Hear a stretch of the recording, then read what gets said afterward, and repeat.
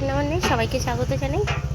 দেখো আজকে অনেক দিন পরে তোমাদের সঙ্গে আবার ভিডিও শেয়ার করছি।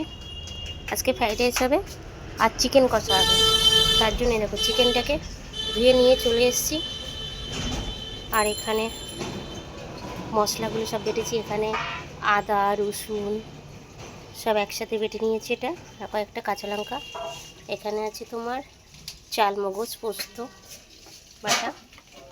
আর এই যে কেটে রেখেছি পেঁয়াজ কুচি, দারচিনি, এলাচ, লবঙ্গ, কাঁচা লঙ্কা, পাকা লঙ্কা।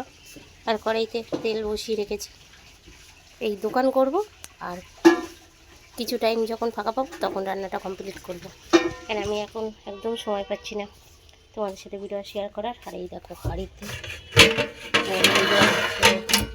রেডি করে রেখেছি। চিকেন কষাটা হয়ে যাবে, তারপরে ফ্রাইড রাইসটা বানাবো। পুরো ভিডিওটা দেখার জন্য অনুরোধ করবো। আর ভালো লাগলে অবশ্যই লাইক করো, কমেন্ট করো, সাবস্ক্রাইব করে দিও। আর এই দেখো ফ্রাইড রাইস বানার জন্য এখানে আমি কাজু, কিশমিশ, তারপরে তোমার বিনস সব একসঙ্গে এই দেখো সুন্দর করে ঘি দিয়ে হালকা করে ভেজে রেখে দিয়েছি। আর এই দেখো ফ্রাইড রাইসের চালটাকে 1 ঘন্টা ধরে ভিজিয়ে রেখেছিলাম। এখানে আছে 3 কিলো মতন চাল আছে।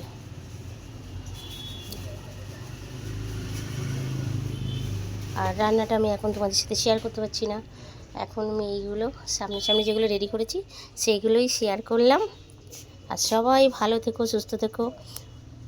আর আমার এই ভিডিওটা ভালো লাগলে অবশ্যই লাইক করো, কমেন্ট করো, সাবস্ক্রাইব করে দিও। আবার অন্য ভিডিও নিয়ে তোমাদের সাথে শেয়ার করব। আর এই রান্নাটা যখন করব ফ্রাইড রাইসটা তখন আবার তোমাদের সাথে ওটা শেয়ার করব।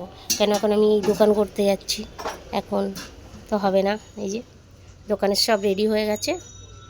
এখন কি রুটিগুলো সব কমপ্লিট করব, তারপরে এই ফাঁকে ফাঁকে এসে এগুলো কমপ্লিট করব।